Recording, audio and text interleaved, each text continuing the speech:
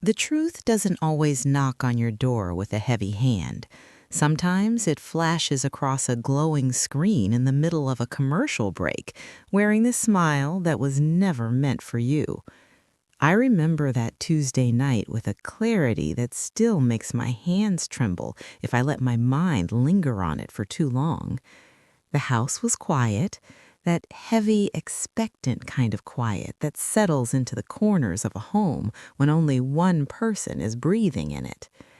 I was sitting on our velvet navy sofa, the one Mark and I had picked out 3 years ago to celebrate his promotion. I had a cup of chamomile tea between my palms, the steam rising in lazy curls, and the television was humming in the background. I wasn't really watching, I was just waiting. I was waiting for the sound of his key in the lock. I was waiting for the familiar scent of his sandalwood cologne to cut through the smell of the lavender candle I'd lit. Mark had texted me at 6. "Huge filing deadline, honey. Don't wait up. Order something nice for dinner. Love you." I believed him. Why wouldn't I? In 12 years of marriage, Mark had been my North Star. We were the couple people looked at when they wanted to believe that high school sweethearts could actually make it. We had the house with the wraparound porch, the golden retriever sleeping by the mudroom, and a rhythm of life that felt as sturdy as the oak trees in our front yard. My phone buzzed on the coffee table. It was a link from my youngest cousin, Sarah. She's 22, full of energy, and spends half her life on social media. The message read, "Wait, Elena, is this Mark? LOL, please tell me he has a secret twin." I smiled, thinking it was some silly meme or a look-alike at a grocery store. I tapped the link. It was a video from a sports highlight account, a best-of-the-week compilation from the local basketball arena.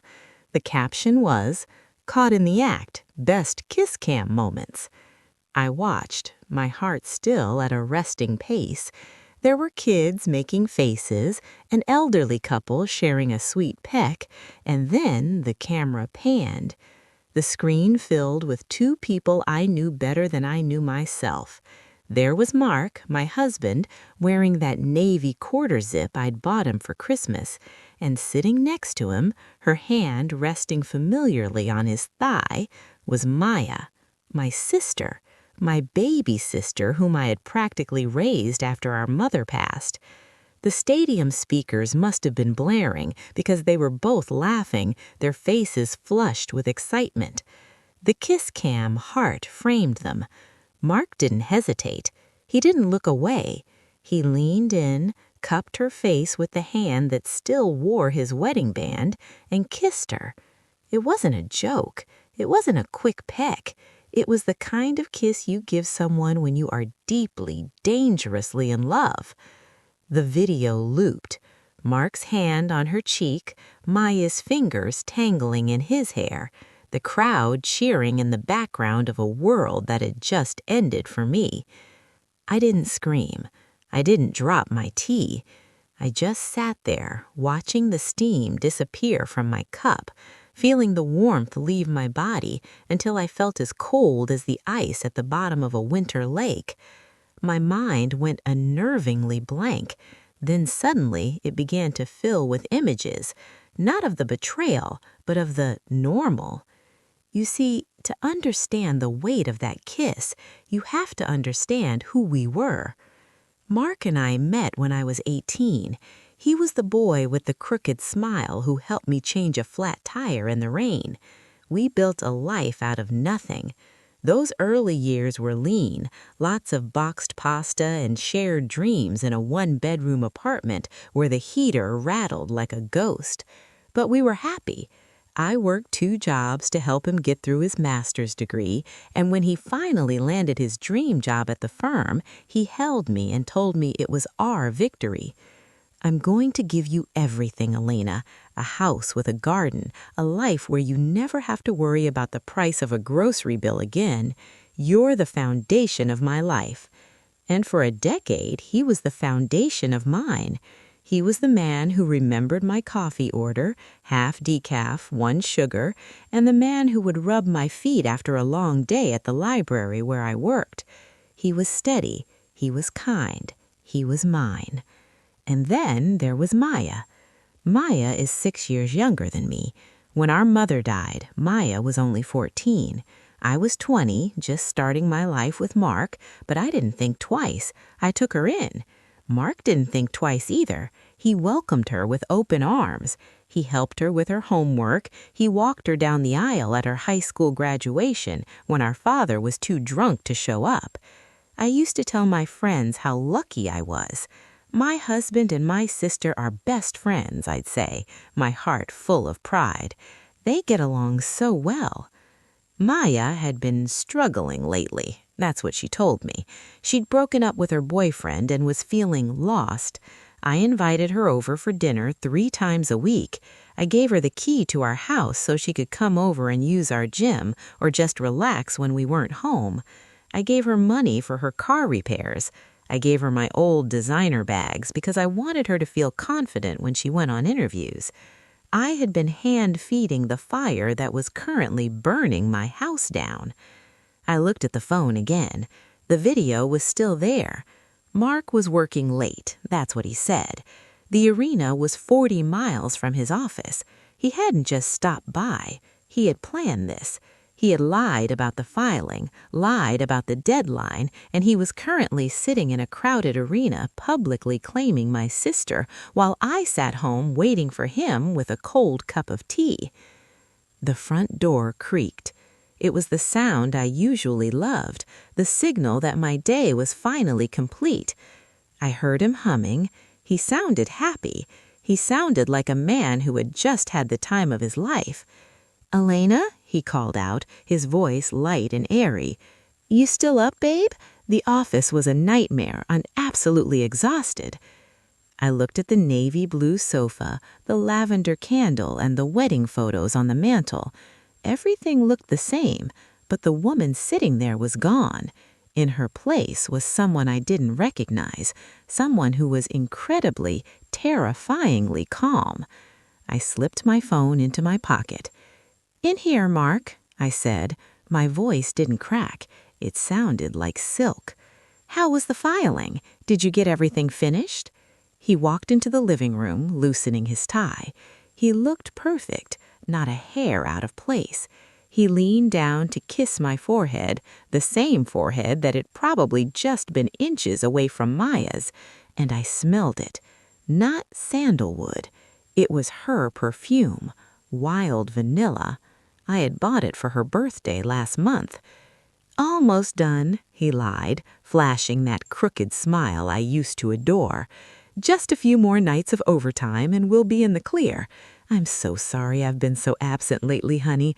I'll make it up to you, I promise." I looked up at him, and for the first time in 12 years, I didn't see my husband. I saw a stranger wearing his skin. "I know you will, Mark," I whispered. "I know exactly how you're going to make it up to me." He didn't notice the coldness in my eyes.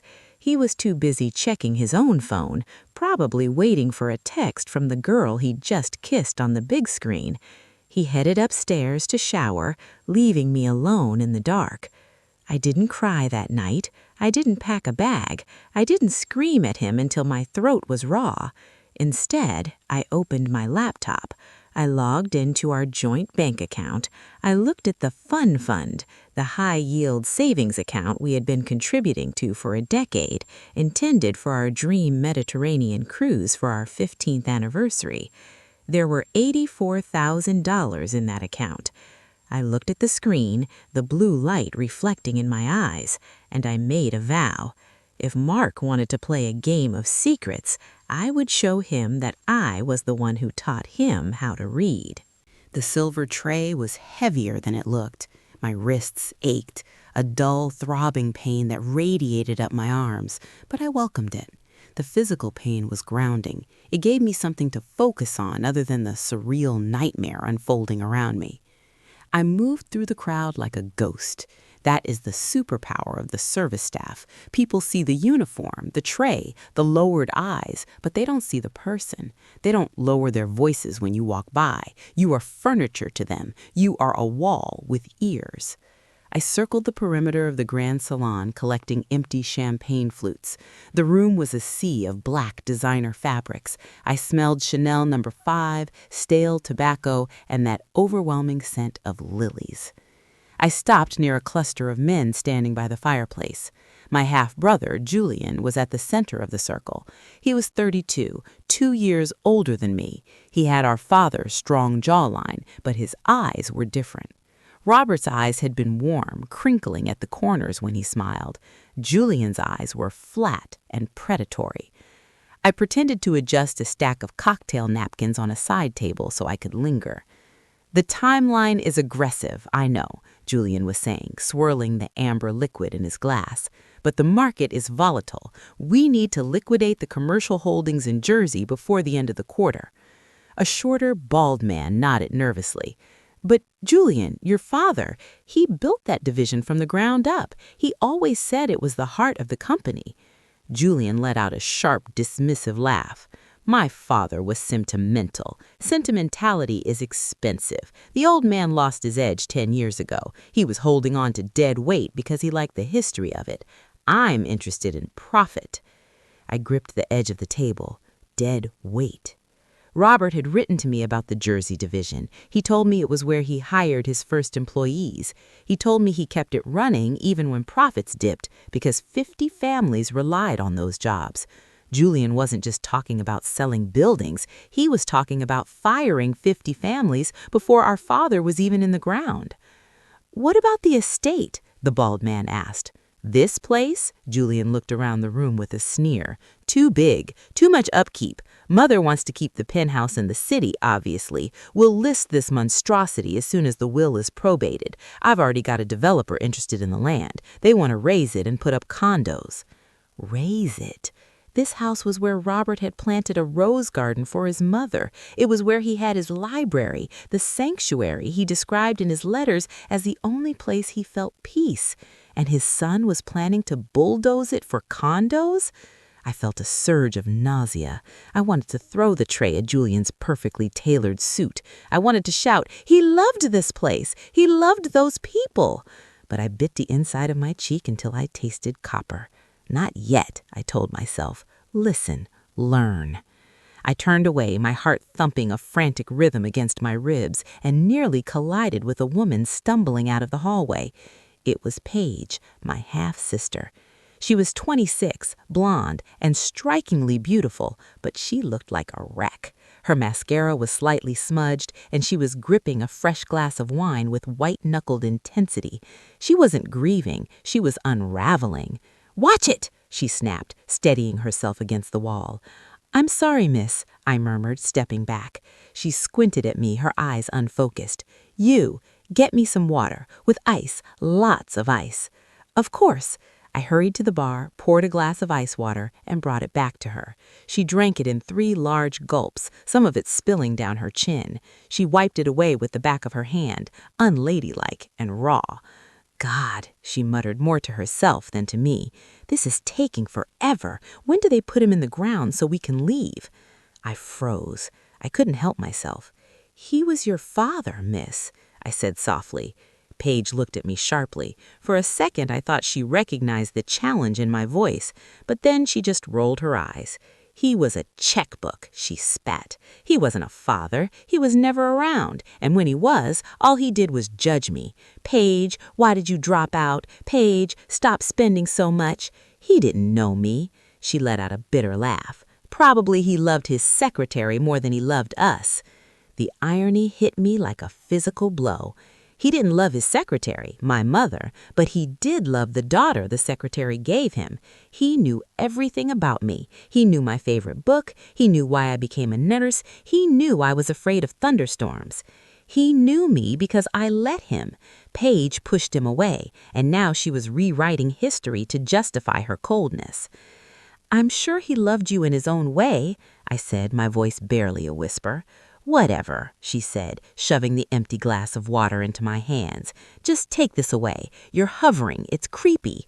I retreated to the kitchen, my hands shaking so badly the ice rattled in the glass. I leaned against the stainless steel counter, trying to breathe. It was worse than I thought. They weren't just grieving differently. They were vultures circling a carcass. They didn't mourn the man. They mourned the inconvenience of his existence. "Hey, you!" The catering manager snapped his fingers at me again. "Stop daydreaming. The widow wants fresh champagne in the VIP room now." He shoved a fresh bottle of Dom Perignon into a silver bucket and thrust it into my arms. "And keep your mouth shut in there. Mr. Henderson is reading the preliminary brief." Mr. Henderson, the lawyer. My pulse spiked. This was it. The will reading wasn't supposed to happen until tomorrow at the office, but Cynthia, impatient and powerful, must have demanded an early briefing. I took the bucket, I smoothed my dress, I walked out of the kitchen and down the long hallway toward the library, the VIP room. The heavy oak doors were slightly ajar. I didn't knock. I slipped inside, quiet as a shadow. The library was dim, smelling of old leather and pipe tobacco. Robert's smell. It made my eyes sting with fresh tears. Cynthia was sitting in Robert's high-backed leather chair behind the massive desk. She looked like a queen on a throne she had conquered. Julian was leaning against the bookcase. Paige was slumped on a sofa. Mr. Henderson, an elderly man with kind eyes and a nervous tick in his jaw, was standing in front of the desk clutching a leather folder. "I don't understand the delay, Arthur," Cynthia was saying, her voice sharp as a razor. "It's a standard will. Everything to the spouse, residual trust to the children. Why all the secrecy? Why did you insist on sealing the document until tomorrow?" I stepped forward, moving to the side table to set down the champagne bucket. No one would. The silver tray was heavier than it looked. My wrists ached, a dull, throbbing pain that radiated up my arms, but I welcomed it. The physical pain was grounding. It gave me something to focus on other than the surreal nightmare unfolding around me. I moved through the crowd like a ghost. That is the superpower of the service staff. People see the uniform, the tray, the lowered eyes, but they don't see the person. They don't lower their voices when you walk by. You are furniture to them. You are a wall with ears. I circled the perimeter of the grand salon, collecting empty champagne flutes. The room was a sea of black designer fabrics. I smelled Chanel No. 5, stale tobacco, and that overwhelming scent of lilies. I stopped near a cluster of men standing by the fireplace. My half-brother, Julian, was at the center of the circle. He was 32, 2 years older than me. He had our father's strong jawline, but his eyes were different. Robert's eyes had been warm, crinkling at the corners when he smiled. Julian's eyes were flat and predatory. I pretended to adjust a stack of cocktail napkins on a side table so I could linger. "The timeline is aggressive, I know," Julian was saying, swirling the amber liquid in his glass. "But the market is volatile. We need to liquidate the commercial holdings in Jersey before the end of the quarter." A shorter, bald man nodded nervously. "But Julian, your father, he built that division from the ground up. He always said it was the heart of the company." Julian let out a sharp, dismissive laugh. "My father was sentimental. Sentimentality is expensive. The old man lost his edge 10 years ago. He was holding on to dead weight because he liked the history of it. I'm interested in profit." I gripped the edge of the table. Dead weight. Robert had written to me about the Jersey division. He told me it was where he hired his first employees. He told me he kept it running even when profits dipped. The weeks that followed were a masterclass in the art of the second life. It's a strange thing what happens to your mind when you realize your reality is a stage play. I started to see the world in 2 layers, the one everyone else saw, the devoted wife, the supportive sister, and the one that lived behind my ribs, cold and sharp as a winter's blade. I wasn't just a librarian anymore. I was an auditor of my own heartbreak. I began to wake up at 4 a.m., long before Mark's alarm would chirp its cheerful, lying tune. I would take my laptop into the laundry room, the hum of the dryer masking the sound of my typing. I tracked everything. Every dinner meeting he attended, every bonus he claimed he didn't receive, every dollar that bled out of our joint existence. I found that Mark had opened a separate credit card in his name about a year ago. The statements were being sent to a P.O. box. It took me 3 days to find the key hidden in the lining of his old golf bag. When I finally opened that box and pulled out the records, I felt the air leave my lungs. It wasn't just gifts. It was a lifestyle. Weekend getaways to boutique hotels in the city while I was at home visiting my elderly aunt.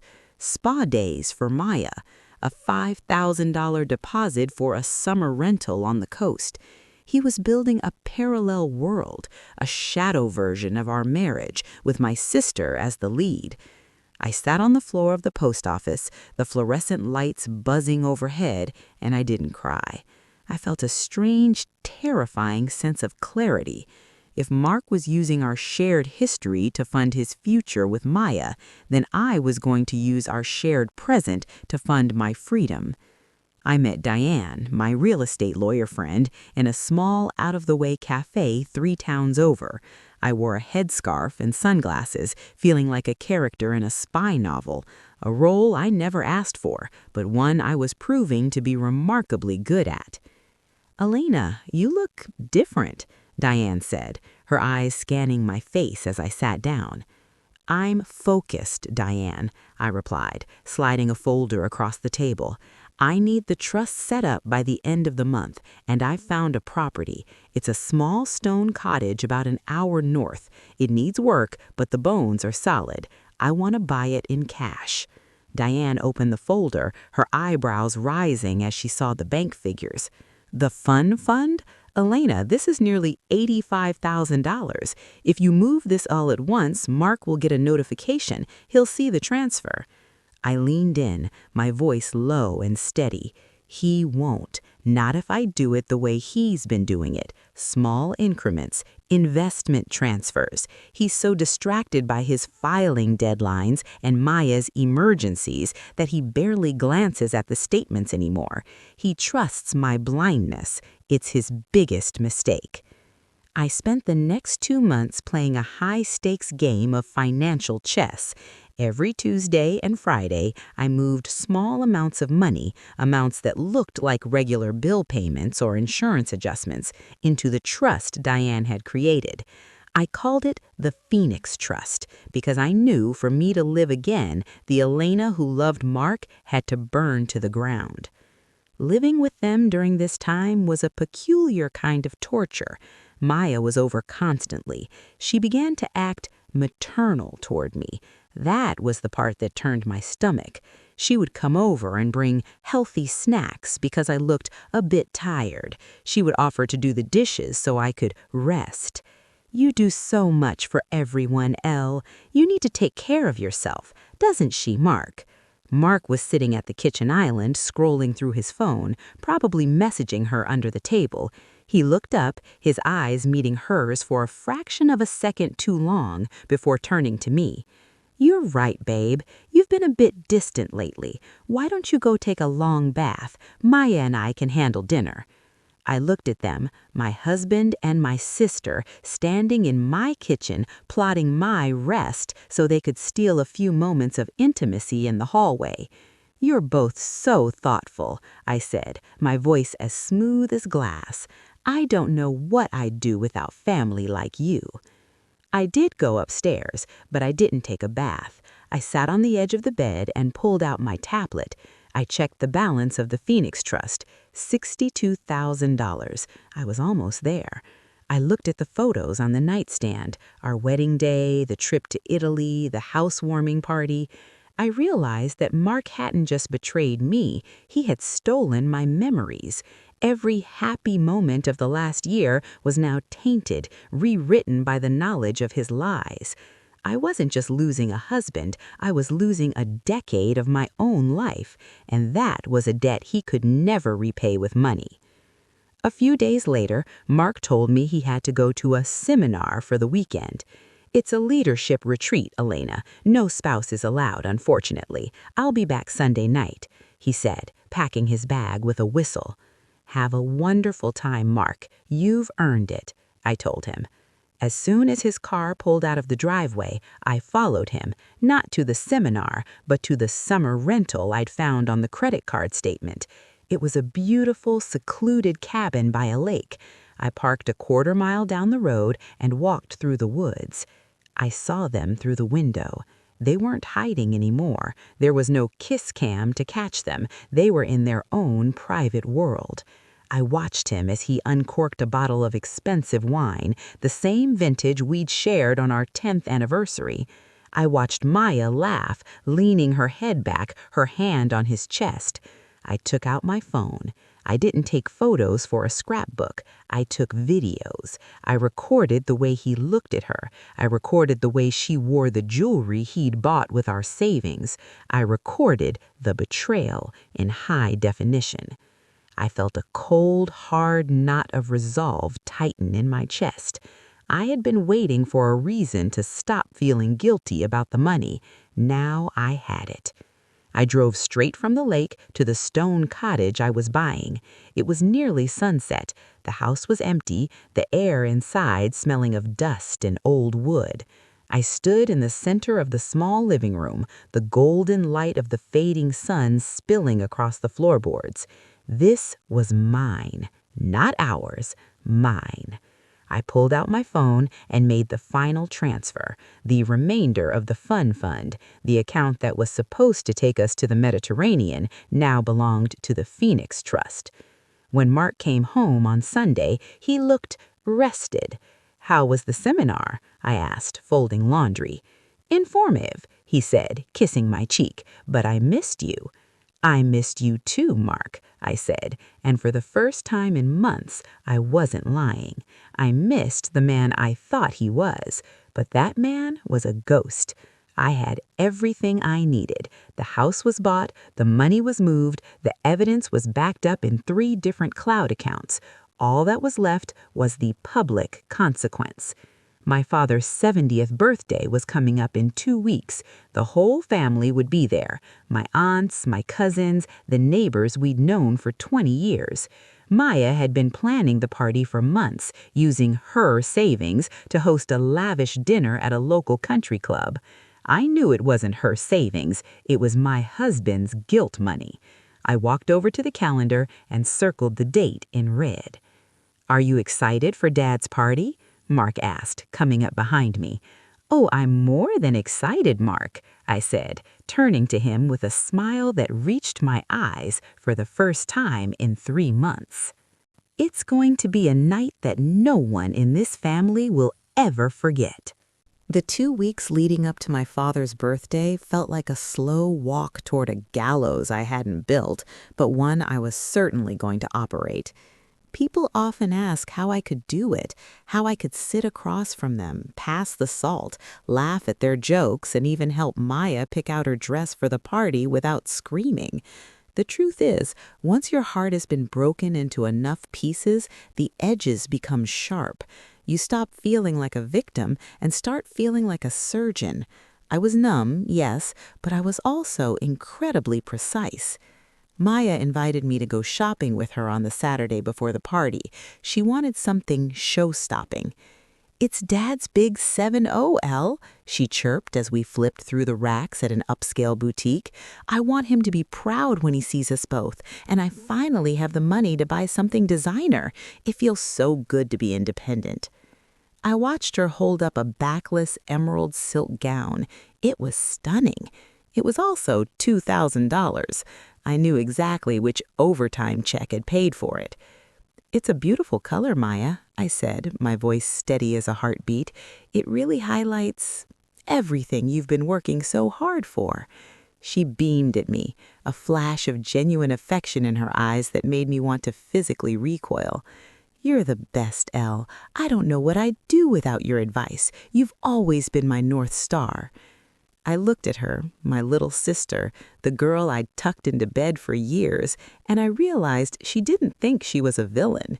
In her mind, she was the heroine of a tragic romance, and I was just a supporting character whose feelings were an inconvenient footnote. She truly believed she could have my husband and my blessing at the same time. That was the day I realized that some people don't need a lecture, they need a mirror. While she was in the dressing room, my phone buzzed. It was a notification from the security system at the Stone Cottage. The internet had been installed. The Phoenix Trust was now a fully functional, livable reality.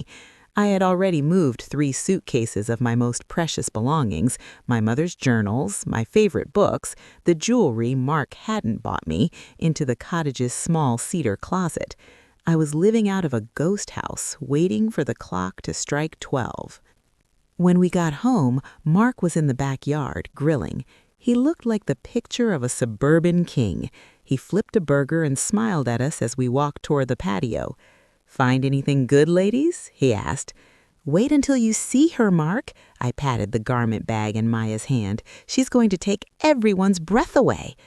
Mark's eyes flickered to Maya's, a quick, hungry spark that he thought I was too tired to notice.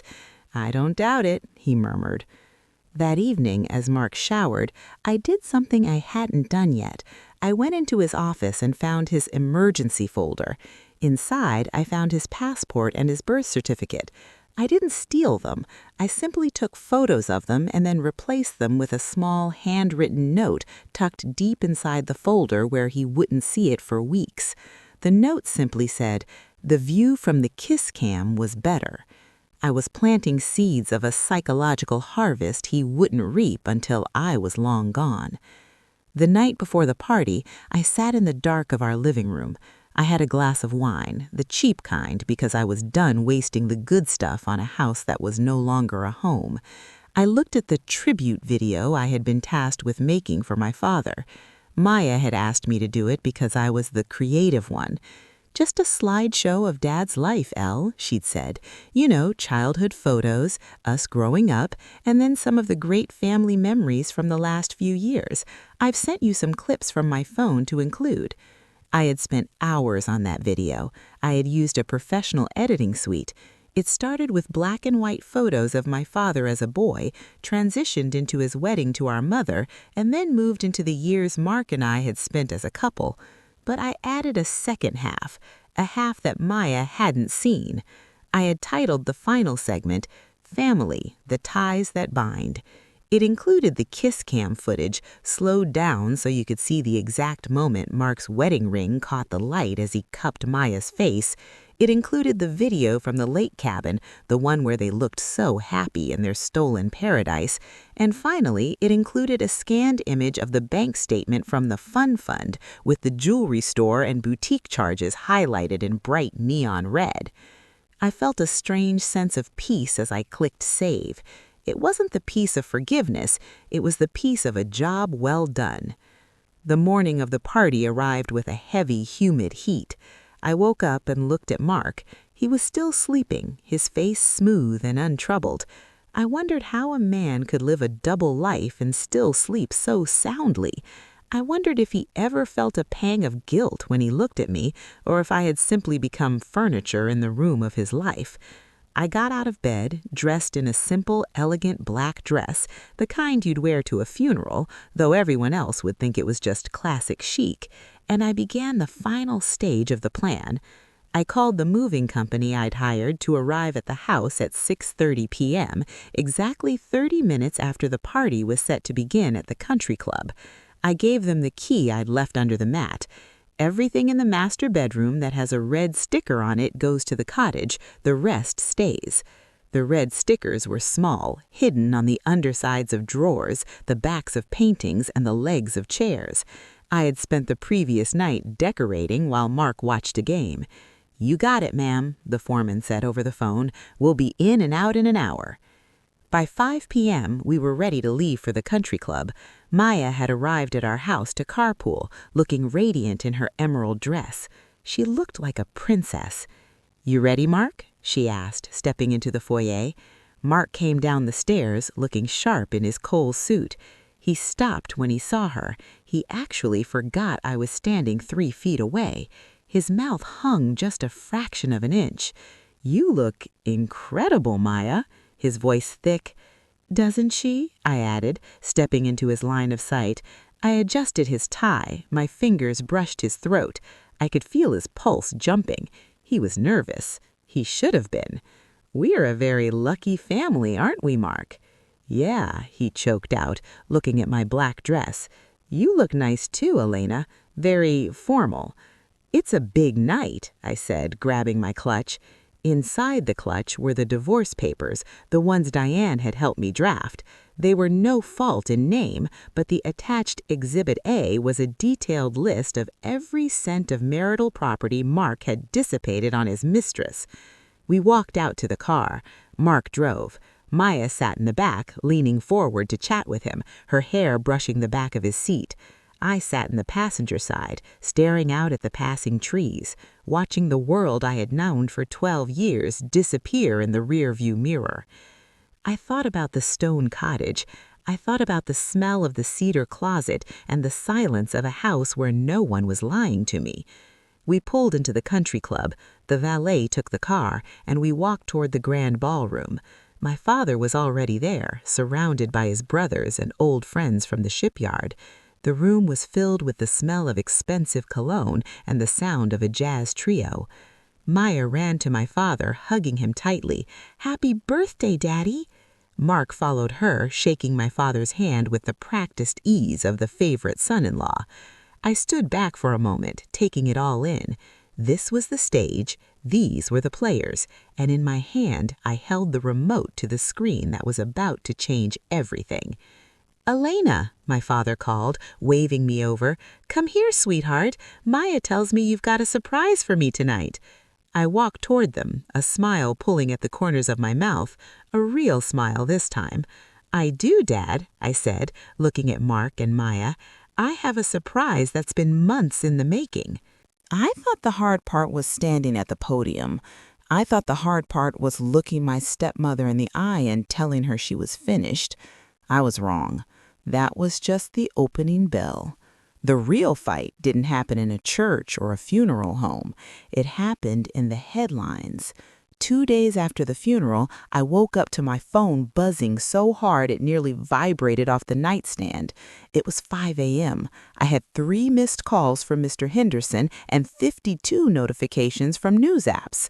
I opened the first one. The headline screamed in bold black letters, "The nurse who nursed a grudge, illegitimate daughter accused of manipulating dying CEO." There was a photo of me, a terrible one taken from a distance in the hospital parking lot, looking tired and disheveled in my scrubs, placed next to a glamorous airbrushed photo of Cynthia and Robert at a gala. The article was a masterpiece of fiction. It claimed I had isolated Robert in his final months. It quoted an anonymous family source, Julian, obviously, saying that Robert was suffering from dementia and that I had coerced him into changing his will while he was medicated. It painted me as a gold digger who preyed on a sick old man. I sat on the edge of my bed, my hands shaking. They were trying to destroy my reputation before I even walked through the front doors of the company. I called Mr. Henderson. "Don't read it, Elena," he said immediately. His voice sounded tired. "They're saying I drugged him, Arthur. They're saying I'm a criminal." "It's a smear campaign," Arthur said. "Standard operating procedure for a hostile takeover. They want you to panic. They want you to quit. Are you going to quit?" I looked around my small apartment. I looked at the framed photo of my mother on the dresser. She had worked cleaning offices before she got the archive job. She had scrubbed floors so I could have piano lessons. She never quit. "No," I said. "I'm not quitting. When is the board meeting?" 9 a.m. They moved it up. Julian is going to call for a vote of no confidence. He wants to remove you as executor before the ink is dry. "I'll be there," I said. Walking into Sterling Tower was a different kind of battlefield. The building was glass and steel, piercing the Manhattan sky. I parked my Honda in the CEO's reserved spot in the underground garage. The valet looked confused, but it didn't stop me. I took the elevator to the top floor, the 40th floor, my father's floor. When the doors opened, The silence was deafening. The receptionists, the assistants, the junior executives, everyone stopped what they were doing to stare. It wasn't the polite curiosity of the funeral. It was cold, judgmental. They had all read the papers. To them, I wasn't the boss, I was the villain. I walked straight to the main conference room. Inside, the air was stale with tension. 12 men and women in expensive suits sat around a table that cost more than my apartment. Cynthia was there, sitting at the far end, looking like a panther waiting to pounce. Julian sat at the head of the table, my father's seat. He didn't stand when I entered. "You're late," Julian said, checking his watch. "And frankly, given the allegations in the press this morning, I'm surprised you showed your face." "Get out of my chair, Julian," I said. I didn't shout, I didn't raise my voice, I just stood there, clutching my purse, looking at him. Julian laughed. He looked around the table, inviting the others to join in. A few nervous chuckles rippled through the room. "This is a board meeting, Elena, for serious people, not for whatever this is. We're discussing the future of the company, a future that doesn't include you." He tossed a folder onto the table. "We have a motion on the floor to freeze the assets of the estate pending a competency hearing regarding the late Robert Sterling's mental state, and to appoint an interim CEO, me." He looked at the board members. "All in favor?" Hands started going up. 1, 2, 3. Cynthia raised hers with a smug smile. "Wait." The voice came from the door. It was Mr. Henderson, but he wasn't alone. Behind him walked a man in a grease-stained jumpsuit. He looked out of place in the pristine boardroom. He was holding a hard hat. "Who is this?" Cynthia snapped. "Security." "This," I said, stepping forward, "is Frank Miller. He's the foreman of the Jersey manufacturing plant."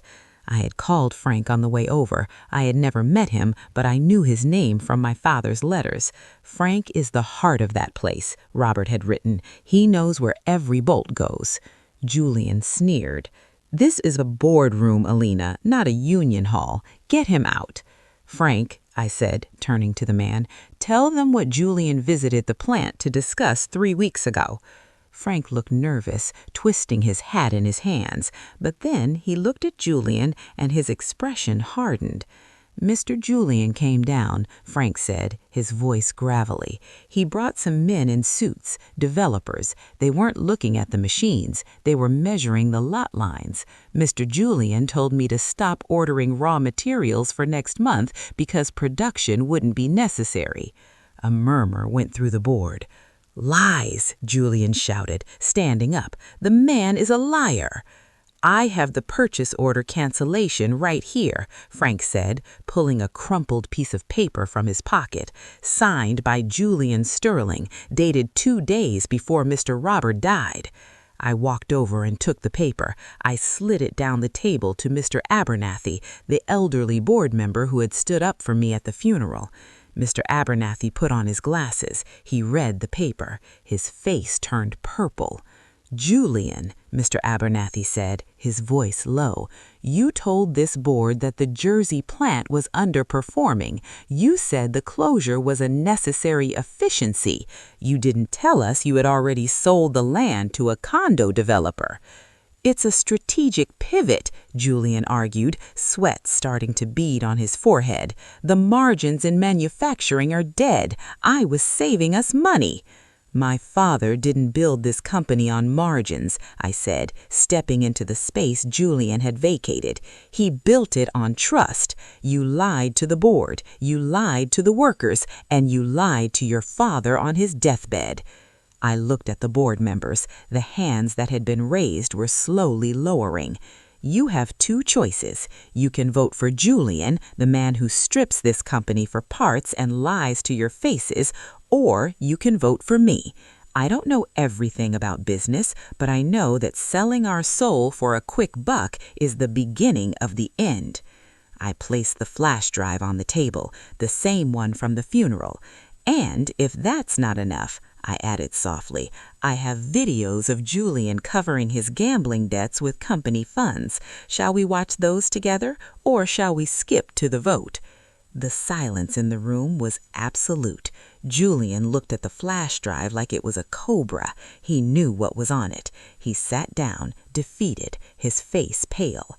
Cynthia stood up. "This is blackmail." "No, Cynthia," I said. "It's accountability, something this family isn't used to." Mr. Abernathy cleared his throat. "I move to reject the motion to freeze the assets, and I move to confirm Elena Sterling as the chairwoman of the board, effective immediately." "Seconded," a woman across the table said. "All in favor?" Every hand went up, except for Julian's and Cynthia's. "Motion carries," Mr. Abernathy said. He looked at me and nodded. "Welcome to the table, Miss Sterling." I let out a breath I didn't know I was holding. I looked at Julian. He was staring at the table, defeated. "Julian," I said, "you're fired." He looked up, shock registering in his eyes. You can't do that. I'm family." "No," I said, "you're an employee, and you just cost this company too much credibility. Pack your office. Security will escort you out in 20 minutes. Julian stood up, his chair scraping loudly against the floor. He looked at his mother for help, but Cynthia was already looking away, calculating her own survival. He stormed out of the room, slamming the door so hard the glass rattled. I turned to Cynthia. "And you?" I said. Cynthia stiffened. "I don't work here. You can't fire me." "No," I agreed, "but I can cut the allowance. The estate pays for your penthouse, your driver, and your social calendar." The 3 months I spent documenting Mark's betrayal were the longest years of my life. When you are living with a lie of that magnitude, the very air in your home begins to feel heavy, like you're breathing through wet wool. Every time I heard the garage door open, my stomach would do a slow, painful somersault. I had to train my face to be a mask of pleasant indifference. I had to learn how to kiss a man who tasted like my sister's perfume and not gag. It wasn't just Mark and Maya I had to contend with. About 6 weeks into my investigation, Mark's parents, Evelyn and Arthur, came to stay for a weekend. Evelyn is a woman who prides herself on discernment. She's the kind of mother-in-law who notices a missed dust spot on a baseboard from across the room. She had always treated me with a distant, cool respect. I was the woman who kept her son stable, the sensible one. Maya, however, was Evelyn's favorite. She called Maya a breath of fresh air. That Saturday morning, as I stood at the stove making omelets, Evelyn leaned against the counter, her eyes narrowed as she watched me. "You're awfully quiet this morning, Elena," she said, her voice like fine grit sandpaper. "And you've lost weight. Mark says you've been stressed with work, but I think it's more than that. You're fading into the wallpaper, dear." I flipped an omelet, the sizzle of the butter the only sound in the kitchen. "I'm just tired, Evelyn. Mark's been working so much overtime, and I've been picking up the slack at the house." "He is a hard worker," she said, a note of pride in her voice. "He mentioned he's been helping Maya out, too. Poor girl, she's so lost since the breakup. It's lucky she has a brother-in-law like Mark to look after her." I looked at her then, really looked at her. I wondered if she knew. Evelyn wasn't a fool. Did she see the way Mark's face lit up when Maya walked in? Did she notice the overtime was always on the nights Maya was lonely? "Yes," I said, my voice as cold as a mountain stream. "Mark is very dedicated to Maya's well-being." That afternoon, Maya came over. She didn't even knock. She just used her key. She was wearing a pair of expensive sunglasses, Prada. I knew the charge on the credit card statement. It had appeared 3 days prior. "Hi, everyone," she chirped, dropping her bag on my dining table. She went straight to Mark, who was sitting on the sofa with Arthur. She leaned over the back of the couch and ruffled his hair. "Hey, big brother, ready for the game?" The way he looked at her in front of his parents, it was bold. It was a silent confession. He didn't pull away. He leaned into her touch, his eyes fluttering shut for just a second too long. I looked at Arthur. My father-in-law was a quiet man, a retired judge. He was looking at his son with a look of profound confusion, his brow furrowed. He looked at me, then back at Mark and Maya. He saw it. In that moment, I knew I wasn't the only one who had seen the kiss cam of their souls. "Mark," Arthur said, his voice deep and stern, "why don't you come help me with the grill? Let the girls talk." The tension in the room was a living thing. I stayed in the kitchen, washing a dish that was already clean, listening to the murmurs from the porch. My heart was thundering against my ribs. I wanted to scream. I wanted to grab the Prada sunglasses off Maya's face and crush them under my heel. But I didn't. I thought about the stone cottage. I thought about the Phoenix Trust. Every time I felt like breaking, I would visualize the floor plan of my new home. I would mentally arrange my books on the shelves of a room where Mark would never stand. That night, after the in-laws had gone to bed, I was in the laundry room. I was checking Mark's pockets, a habit I'd developed. I found a receipt from a high-end lingerie boutique, Midnight Lace. The purchase had been made at 2 p.m. on a Tuesday. Mark had told me he was in a board meeting. The total was $700. I held that slip of paper in my hand, and for the first time, the numbness cracked. I felt a hot, searing wave of rage. That $700 could have paid for a month of groceries. It could have gone toward the new roof we supposedly couldn't afford. I didn't put the receipt back. I took a photo of it, uploaded it to the evidence folder on my cloud drive, and then I did something petty. I tucked the receipt into Mark's favorite suit, the one he was planning to wear to my father's birthday party. I wanted him to feel it. I wanted that piece of paper to be a ticking bomb in his pocket, a tiny reminder that the walls were closing in, even if he didn't know it yet. A few days later, Maya called me. She sounded frantic. "Elle, I need a favor," she sobbed. "My landlord is threatening to evict me. I'm short $800, and I know I've asked for a lot lately, but I swear I'll pay you back. Please, don't tell Mark. He's already done so much, and I don't want him to worry." The irony was so thick I could almost taste it. She was asking me for money to pay for the apartment where she was hosting my husband.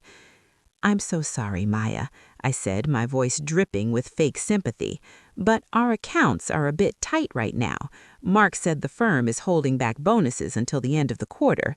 Maybe you should talk to him. I'm sure he'd understand." "No," she snapped, her voice suddenly sharp. No, I'll figure it out. Just don't mention it to him, okay? Promise me, Elle." "I promise." I hung up and checked our joint savings. 10 minutes later, a withdrawal for $800 appeared. Cash withdrawal, ATM. Mark had run to her rescue before the phone call had even gone cold. I watched the numbers on the screen. I watched my life being dismantled by the people I had protected.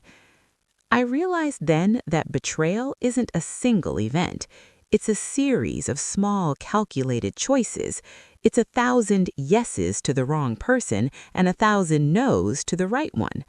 Mark was saying no to me every time he breathed. I called Diane that afternoon. "I'm ready," I told her. "I don't want to wait the full 3 months. I want to move the final amount and execute the purchase of the cottage." "Diane, wait," Diane said. "If you do it now, you might lose the leverage of the long-term dissipation of assets. If we wait until the party, the emotional impact and the social proof will be much higher for the settlement." "I don't care about the money anymore," I whispered. "I just want to be able to look in the mirror without seeing a victim." "Stay the course," Diane urged. "You've come this far. You're the one holding the deck. Don't fold when you're about to hit the jackpot. The birthday party is in 2 weeks. Hold your breath for 14 more days. You can do this." I closed my eyes and leaned my forehead against the cool glass of the window. 14 days, 336 hours. "Fine," I said. 14 days, but after that, I'm burning the bridge." "Good," Diane said. "I'll have the final papers ready. And Elena, make sure you have a bag packed in your car. When the video ends at that party, you don't want to be standing around waiting for a reaction. You want to be gone." I looked at the suitcase hidden under the spare tire in my trunk. It had been there for a week. "I'm already gone, Diane. They just haven't noticed yet." The final week before my father's 70th birthday was a masterclass in psychological endurance. Have you ever stood in a room that you knew was about to explode, but you had to pretend you were just admiring the wallpaper? That was my life. Every morning I would wake up, put on my wife face, and brew coffee for a man who was systematically draining our life's blood to feed my sister's ego. The tension in the house was so thick I felt like I was walking through chest-high water. Mark was becoming twitchy. He was sensing a shift, though he couldn't put his finger on it. I had stopped asking him about his day. I had stopped complaining about the overtime. I was too calm. And to a guilty man, a woman's silence is more terrifying than her scream. On Monday night, 4 days before the party, I had a close call that nearly ended the game prematurely. I was in my home office, the door locked, finalizing the insurance documents for the stone cottage. I had the Phoenix Trust folder open on my desk, a thick stack of papers that detailed every penny I had reclaimed. Suddenly, I heard the front door slam. Mark was home early. Usually he'd linger in the kitchen or head to the backyard, but this time his footsteps came straight for the office. "Elena, you in there?" he called, rattling the doorknob. I felt my heart lurch into my throat. I swept the papers into the top drawer and clicked the lock just as he knocked again, harder this time. "Ellie, why is the door locked?" I took a deep breath, smoothing my hair and forcing my pulse to slow down. I opened the door with a practiced, weary smile. "Sorry, Mark. I was just doing the taxes and didn't want the dog running in here with his muddy paws. You're home early." He stepped into the room, his eyes scanning the desk. He looked suspicious, his brow furrowed. "Taxes? It's not tax season." "I'm doing a mid-year audit for our personal accounts," I said, my voice steady. "With all the overtime you've been working, I wanted to make sure we were putting enough aside for the end-of-year bracket. Why, is there a problem?" I stared him right in the eye. It's a trick I learned. When you're lying to a liar, give them a version of the truth they want to hear. He wanted to believe I was the dutiful, boring accountant of our domestic life. He relaxed, just a fraction. No problem. I thought I heard you talking to someone." "I was on a call with the bank, just confirming some transfers." He nodded, but he didn't leave. He walked over to the window, staring out at the garden. "You know, Elena, after this big filing is done on Friday, maybe we should take a trip, just the two of us, to the Carolinas. We haven't spent much time together lately." The sheer gall of it almost made me laugh. He wanted to take me on a guilt trip using the money he'd spent the last year stealing. He was trying to buy my suspicion off with a fake romance. "That sounds lovely, Mark," I said. "Let's talk about it after Dad's party. I want to make sure everything goes off without a hitch." "Right, the party," he muttered. "Maya's been working so hard on it. She really looks up to you, you know. She told me the other day that you're the only mother figure she has left." I felt a coldness settle in my bones that no heater could ever warm. Mother figure. She was using the sacred bond of the woman who had raised her to justify sleeping with that woman's husband. The next evening, I met my best friend, Sarah, for lunch. Sarah is the kind of woman who can read my moods by the way I hold my fork. We've known each other since we were 5. "Elena, what is going on?" she asked, putting her sandwich down. "You look like you're haunted, and don't tell me it's the library or the house. You're vibrating, honey." I looked around the crowded cafe. I wanted to tell her. I wanted to lean across the table and sob into her shoulder and tell her that my life was a house of cards. But I knew Sarah. She's a firecracker. If I told her the truth, she'd be at my house with a baseball bat before the check came. "I'm just tired, Sarah," I said, the phrase becoming my mantra. "Family stuff. You know how Maya is." Sarah's eyes narrowed. "I saw her at the mall yesterday. She was carrying 3 bags from that designer boutique on 5th. Where is she getting that kind of money, Elle? I thought she was still between jobs." I felt a prickle of sweat on my neck. "She said she's been doing some freelance consulting. You know Maya. She always finds a way." "She looked different," Sarah continued, ignoring my deflection. "She looked smug, like she knew a secret the rest of us didn't. I don't like it, Elle. Something feels wrong in that house of yours." "Everything will be clear soon, Sarah," I whispered. "I promise. Just wait until Friday." Sarah reached across the table and squeezed my hand. "I'm here.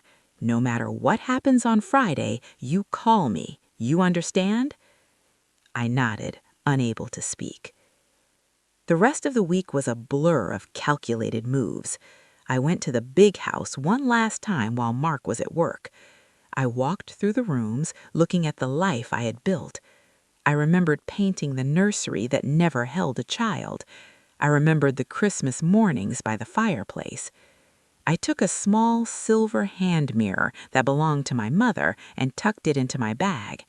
Then I went to the master bedroom. I opened Mark's closet. I looked at the suit he was going to wear. I reached into the pocket and felt the receipt from Midnight Lace I'd hidden there earlier. I took it out. I didn't want him to find it yet. I wanted the discovery to be public. I wanted the evidence to be undeniable. I replaced the receipt with something else. A small printed photo from the Kiss Cam video. A still frame of the moment their lips met. I tucked it deep into the inner breast pocket, right where he'd reach for his handkerchief during the toasts. On Thursday night, the night before the party, Maya came over to help me with the final details of the tribute video. She sat on the sofa, her legs tucked under her, sipping a glass of wine that Mark had poured for her. "Is the video done, Elle? Can I see it?" she asked, her voice light and teasing. "It's a surprise, Maya," I said, sitting at my laptop. "I want everyone to see it at the same time. It's more impactful that way." "Oh, you're so dramatic," she laughed. She looked over at Mark, who was standing by the fireplace. "Isn't she dramatic, Mark?" "He always was the storyteller," he said, his voice low. He was looking at her with an intensity that made my skin crawl. I watched them. I watched the way they communicated in code, the slight tilts of the head, the lingering glances, the shared smiles that they thought were invisible to me. They were so confident in their deception. They truly believed I was an idiot.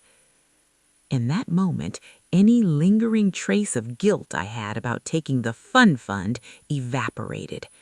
They weren't just betraying my marriage, they were mocking my intelligence. They were treating my love like a weakness they could exploit. "I think I'm going to head to bed," I said, closing my laptop. "I have a big day tomorrow, lots to prepare." "Good night, Elle," Maya said, her eyes already drifting back to Mark. "Night, honey," Mark added. "I'll be up in a bit. I just want to finish this game with Maya." I walked up the stairs, my hand gripping the banister. I didn't go to sleep. I went to the guest room, the one Maya often stayed in, and I sat in the dark. I listened to the muffled sounds of their laughter from downstairs. I heard the clink of glasses. I heard the back door open and close. I went to the window and looked out at the garden. It was dark, but the moonlight caught the white of Maya's shirt. They were standing close. Too close for a brother and sister-in-law. Mark reached out and tucked a lock of hair behind her ear. He said something that made her giggle, a high, breathless sound that cut through the night air. Then he leaned in and kissed her cheek, his hand lingering on her waist. I pulled the curtain shut. I went back to our bedroom and lay on the bed, staring at the ceiling. I counted my breaths. I thought about the stone cottage. I thought about the smell of the lake. I realized that the man downstairs wasn't my husband. My husband had died a long time ago, or perhaps he had never existed at all. This man was just a stranger who had been using my heart as a hotel. I fell asleep for a few hours, a deep, dreamless sleep of the exhausted. When I woke up, it was Friday, the day of the party, the day the big house would become a shell, the day the phoenix would finally take flight. I got out of bed and looked at Mark, who was still sleeping soundly, a faint smile on his lips. I felt nothing for him. No anger, no sadness, just a cold, clinical detachment. "Happy birthday, Dad," I whispered to the empty room. "It's going to be a day we never." The Friday of the party arrived not with a bang, but with a terrifying, heavy stillness. I woke up at 5 a.m., the house shrouded in that pre-dawn gray that makes everything look like a charcoal sketch. Beside me, Mark was dead to the world, his breathing deep and even. I sat up and looked at his silhouette, thinking about how many thousands of nights I had slept in the crook of his arm, believing I was the most cherished woman on earth. I got out of bed, my movements silent as a shadow. I had work to do. By 8 a.m., Mark had left for the office, kissing me on the cheek and promising to be home by 4 p.m. to get ready. "I want us to be the first ones there, Elena," he said, adjusting his tie in the mirror. "We're the hosts, after all." As soon as his car cleared the driveway, the moving operation began. I didn't hire a massive crew. I hired 4 men and 2 unmarked vans. I didn't want the neighbors calling Mark. I had spent the night before placing tiny red stickers on the undersides of the items that were rightfully mine. The antique vanity my grandmother left me, my mother's favorite armchair, the hand-woven rugs I'd bought with my own graduation money, and every single book from the library I'd spent a decade building. The sound of the movers' boots on the hardwood floor was like the beat of a drum. Thump, thump, thump. Each piece of furniture they carried out was a piece of the Elena they knew disappearing from that house. "Careful with that one," I whispered as they lifted the vanity. I touched the wood one last time. This was the mirror where I'd sat while Maya brushed my hair. This was the surface where I'd placed my wedding rings every night for 12 years. By noon, the master bedroom looked like a skeleton. My side of the closet was a cavernous, echoing void. All that remained was Mark's side, his rows of crisp suits, his leather shoes, his ties organized by color. It looked pathetic, standing there alone. I left his wedding band on his nightstand, tucked inside a small velvet box. But then I changed my mind. No. He had to wear that ring to the party. He had to look the part for just a few more hours.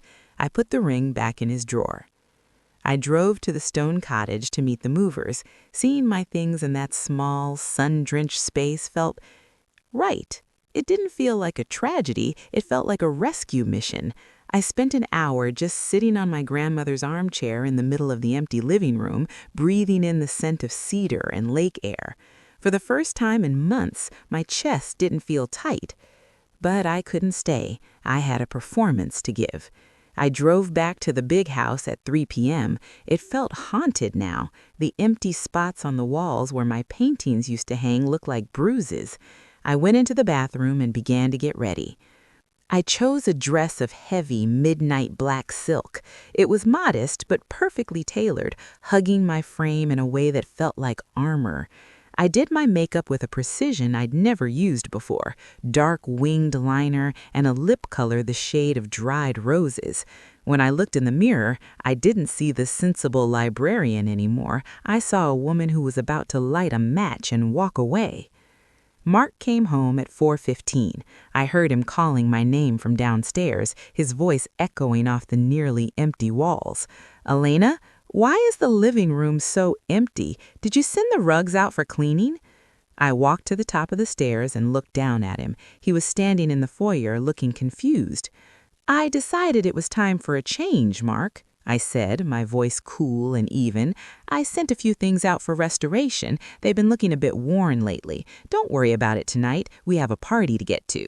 He looked at me, his eyes traveling up my black dress. He looked unsettled. "You look different, Elena. Is that a new dress?" "It's an old one," I lied. "I just haven't felt like wearing it until now. You should get changed. We don't want to keep Dad waiting." He lingered for a second, a flicker of genuine concern crossing his face. For a heartbeat, I thought he might ask me what was really happening. I thought he might confess. But the moment passed. The liar's instinct is to protect the lie at all costs, even when the truth is staring them in the face. "Right," he said, heading for the stairs. I waited in the kitchen, staring at the clock. 4:45 p.m. Maya was supposed to meet us here. Right on cue, her SUV pulled into the driveway. She bounced into the house wearing a casual sundress, her emerald gown in a garment bag over her shoulder. She looked at the empty living room and frowned. "Whoa, Elle, where's the sofa? Where's the rug?" "Restoration, Maya," I said, not looking up from my phone. "Go get changed. You can use the guest room." "Sure thing, sis," she said, skipping up the stairs. I stood in the silence of the kitchen and realized that this was the last time the three of us would ever be in this house together. The thought should have made me sad, but all I felt was a strange clinical curiosity about how loud the explosion would be. The car ride to the country club was the most claustrophobic 20 minutes of my life. Mark drove, his hands gripping the wheel at 10 and 2. Maya sat in the back, leaning her head between the front seats so she could talk to him. "I'm so nervous about the toast, Mark. Do you think Dad will like the surprise?" "He's gonna love it, Maya," Mark said, catching her eye in the rearview mirror. "You've worked so hard on this." "Elena did all the heavy lifting with the video," Maya added, her hand brushing Mark's shoulder as she shifted in her seat. "I just provided the inspiration." "Inspiration is a funny word for it," I said quietly, staring out the window. "What was that, honey?" I said I hope the video is as inspiring as the moments that created it. We pulled into the country club at 5:45 p.m. The sun was beginning to set, casting long golden shadows across the manicured greens. The club was a place of old money and quiet voices, the kind of place where a scandal is treated like a death in the family, something to be whispered about but never spoken aloud. As soon as we walked into the lobby, I saw the easel with my father's portrait and a sign that read, "Celebrating 70 years of Arthur Miller." "Elena, there you are!" It was my Aunt Martha, the family's self-appointed herald of news and gossip. She bustled over to us, her pearls clanking against her chest. She hugged me, then turned to Mark and Maya with a beaming smile. "Don't you three look like the perfect family unit? Mark, you're a lucky man to have two such beautiful women looking after you." "I know it every day, Martha," he said, sliding his arm around my waist and pulling me close. He smelled of expensive soap and the gin he'd had a glass of before we left. I felt a wave of nausea, but I leaned into him. I played the part. I smiled at Martha, I laughed at her jokes, and I steered them toward the ballroom. Inside, the room was breathtaking. Maya had indeed done a good job with the decor, if you didn't mind that it was paid for with stolen money. White hydrangeas, gold-trimmed plates, and hundreds of flickering tea lights. My father was at the center of a circle of old friends, looking genuinely happy. I walked over to the AV booth in the corner of the room. A young man named Leo was sitting behind a laptop, checking the sound levels. "Hi, Leo," I said, handing him the gold-plated flash drive I'd been carrying in my clutch. "I'm Elena. I have the tribute video for my father. It's labeled Final Tribute." "Got it, Mrs. Miller," Leo said, plugging it in. "Do you want me to run a test?" "No," I said, my heart hammering against my ribs. "I've checked it dozen times. Just wait for my signal after the main toasts. I'll be standing by my father at the head table." "You got it. It'll be ready to go." I walked back to the head table. Mark was already seated, laughing at a joke my Uncle Ted was telling. Maya was sitting on the other side of him, her emerald dress vibrant against the white linen. They looked like they belonged there. They looked like they owned the world. The dinner was an exercise in agony. I sat through 3 courses of food I couldn't taste. I listened to the speeches, the shipyard buddies telling stories of old Artie and his legendary temper, my cousins talking about the summer trips to the lake. Through it all, I watched Mark's hand. Every few minutes, he would reach into his inner jacket pocket, his fingers grazing the place where I had hidden the kiss cam photo. He thought he was checking for his speech notes. He had no idea he was touching the evidence of his own execution. Finally, the dessert was cleared. The room grew quiet as the waitresses filled the champagne flutes for the final toasts. My father stood up. He looked at us, his eyes wet with emotion. "I want to thank my daughters," he began. "Elena, who has always been my strength, and Maya, my little girl who's grown into such a fine woman, and Mark, a man who has shown me what it means to be a dedicated husband." The room erupted in applause. Mark stood up, beaming, and raised his glass. "To Elena! To Elena!" the room echoed. Mark sat down and leaned toward me. "That was a great speech, Elena. You're ready for the video?" "I've been ready for a long time, Mark," I said. I stood up and caught Leo's eye in the AV booth. I gave him a single sharp nod. "Dad," I said into the microphone, my voice echoing through the silent ballroom, "Maya and I wanted to give you something special tonight. We wanted to show you the true story of our family over this past year. We wanted to show you the moments that define us when the lights are low and no one is watching." I looked at Mark. He was smiling. He was actually smiling. "Leo," I said, "hit the lights." The room plunged into darkness. The large screen behind the head table began to glow. The music started, a soft, gentle piano melody. And for the last time in my life, I felt the weight of the secret leave my shoulders and move onto theirs. The piano music was a soft, bittersweet melody, the kind that usually accompanies a montage of grandchildren playing in the grass or a couple celebrating 50 years of marriage. It was the sound of safety. I saw the silhouettes of the guests leaning forward, their faces illuminated by the blue light of the screen. I looked at Mark. He had shifted his chair closer to Maya, his hand resting on the back of her seat in the dark, a final, arrogant gesture of possession. The first 3 minutes were a beautiful, calculated lie. I showed the photos of my father as a young man, the black and white snapshots of him holding me and Maya as babies. I included the clips Maya had sent me, the wholesome family dinners where Mark was laughing, the weekends at the beach where everything looked perfect. I heard a few soft sniffles in the room. My father's hand found mine on the table and squeezed. He thought I was honoring his life. Then the music stopped. The screen went black for 5 seconds. The silence in the ballroom became heavy, an expectant, suffocating pressure. A new song began. It wasn't the piano anymore. It was a cello, deep, mournful, and jarring. A title card appeared. The Cost of a Secret. I felt Mark's body stiffen beside me. He didn't move, but I could hear his breathing change, short, shallow hitches. The kiss cam video began. It wasn't the grainy version I'd seen on my phone. I had cleaned it up. It was high definition. There they were, framed in that giant, mocking heart. Mark's hand cupping Maya's jaw, the way she giggled into the kiss, the way his wedding ring, the one I had polished for him 1,000 times, shimmered under the stadium lights. The first gasp from the audience wasn't loud. It was a collective intake of breath, a sharp hiss of air. Then came the whispers. "Is that? Wait, that's Mark. And Maya?" The video transitioned. Now it was the cabin, the footage I'd taken through the woods. It showed them on the balcony of the rental, wrapped in each other's arms, looking out at the lake. It showed Mark pouring her a glass of wine, the same wine we'd served at our wedding. The camera panned to a close-up of Maya's face. She was wearing a diamond necklace. Then the receipts appeared. I didn't just show the bank statements. I animated them. I showed the Fun Fund, the account my father had helped us start 10 years ago. I showed the balance, $84,000. And then I showed the withdrawals.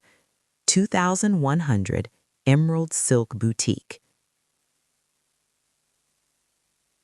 4,500 The Diamond Cellar. 5,000 Blue Water Lake Rental. 12,000 Cash withdrawals unaccounted for. Each number hit the screen with the sound of a heavy metallic thud. Clang, clang, clang. It sounded like a prison door closing. The room was no longer whispering. It was dead silent. I could hear the hum of the projector and the sound of my own blood rushing in my ears. I looked at my father. His face was a mask of stone, his jaw set so tight I thought his teeth might shatter. He wasn't looking at the screen anymore. He was looking at Mark. Mark finally moved. He stood up, knocking his chair backward. It hit the floor with a sound like a gunshot. "Turn it off," he hissed, his voice cracking. "Elena, turn it off right now." I stood up, holding the microphone. I didn't turn it off. I let the final slide play. It was a photo of the house, the big house. Over it, the words appeared, "Empty." I looked at Mark and then at Maya. She was slumped in her chair, her hands over her face, the emerald dress she was so proud of, now looking like a stain against the white tablecloth. "Why should I turn it off, Mark?" I asked. My voice was calm, amplified by the speakers, echoing into every corner of the ballroom. "Is it because the ending is a surprise, or because you didn't think I was smart enough to keep the receipts?" The lights came up. The transition from the dark to the bright, crystal-clear light of the ballroom was violent. People blinked, shielding their eyes as the reality of what they had just seen settled in. My Aunt Martha was covering her mouth with both hands. My cousins were staring at Maya with expressions of pure disgust. Mark was trembling. He looked smaller than I remembered. The charcoal suit, the expensive watch, the polished shoes, they all looked like a costume that no longer fit. "Elena, please," he stammered, his eyes darting around the room, looking for an exit. "It's not, you're making it look worse than it is. It was a mistake. We were going to tell you." "When, Mark? After the $84,000 was gone? After you'd spent my father's inheritance on weekend getaways and jewelry for my sister? After you'd finished hollowing me out completely?" Maya finally looked up. Her eyes were red, her makeup smudged. She looked at me, and for a second I saw a flash of the old Maya, the little girl who used to hide behind my legs when she was scared. "Elle, I was lonely," she sobbed. "He was there for me. You were always so busy with work, and he understood me." I felt a cold, sharp laugh bubble up in my throat. "I was busy working so I could pay the mortgage on the house you were using for your trysts, Maya. I was busy making sure you had enough money for your car repairs, the ones Mark was already paying for. I wasn't busy. I was being used." My father stood up. He didn't use the microphone. He didn't need to. "Leave," he said. The word was quiet, but it had the weight of a mountain. "Artie, listen," Mark started, reaching out a hand. "Do not use my name," my father growled. He stepped around the table, standing between me and Mark. My father's 70, but in that moment, he looked like the giant of a man who used to carry steel beams at the shipyard. "You took my daughter's heart and you fed it to her sister. You stole from this family. You stole from me." He turned to Maya. The look in his eyes wasn't anger. It was something far worse. It was grief. "And you? I gave you everything. I thought you were the light of this family. But you're just a thief in a pretty dress." "Daddy, please," Maya cried, reaching for his arm. He flinched away from her as if she were made of fire. "Get out of this room. Get out of this club. And if I ever see your faces again, I will forget that I am a man of peace." The room remained silent as Mark and Maya gathered their things. Mark tried to grab his jacket, but his hands were shaking so hard he dropped it. No one helped him. He had to bend down and pick it up off the floor while 60 pairs of eyes watched him. They walked towards the exit, the emerald silk of Maya's dress rustling in the silence. As they reached the double doors, Mark turned back to look at me. I thought he might say something, a final apology, a final lie, but he just looked at me with a hollow, empty stare. He realized then that I wasn't the woman he'd married. That woman was gone. The doors closed behind them. The room didn't erupt into noise. It stayed silent for a long, uncomfortable minute. Then my father turned to me. He took my hand and kissed my knuckles. "Where are you going, Elena?" he asked softly. "To a house made of stone, Dad. To a place where the air is clear." I walked out of the ballroom. I didn't say goodbye to the guests. I didn't explain myself. I didn't need to. The screen had said everything that needed to be said. I walked through the lobby of the country club, past the valet, and into the parking lot. The night air was cool and crisp, smelling of cut grass and the coming autumn. I found my car and got in. I sat there for a moment, my hands gripping the steering wheel. I looked in the rearview mirror. I saw a woman with dark eyeliner and a mouth the color of dried roses. She looked tired, but she looked alive. I started the engine and drove. I didn't look back at the country club. I didn't look back at the big house. I drove north toward the lake. As the city lights faded behind me and the trees began to thicken, I felt a physical weight lifting off my shoulders. I arrived at the stone cottage just as the moon was reaching its peak. The house was bathed in silver. I let myself in and didn't turn on the lights. I walked through the rooms by the moonlight, touching the familiar edges of my furniture, the vanity, the armchair, the books. They were here. I was here. I went to the kitchen and poured myself a glass of water. I stood by the window and looked out at the lake. The water was black and still, reflecting the stars. It was beautiful. It was honest. I realized that for 12 years, I had been trying to build a world on shifting sand. I had been trying to hold together a family that was committed to falling apart. And in the process, I had almost lost myself. But as I stood in my stone kitchen, listening to the crickets and the soft lap of the water,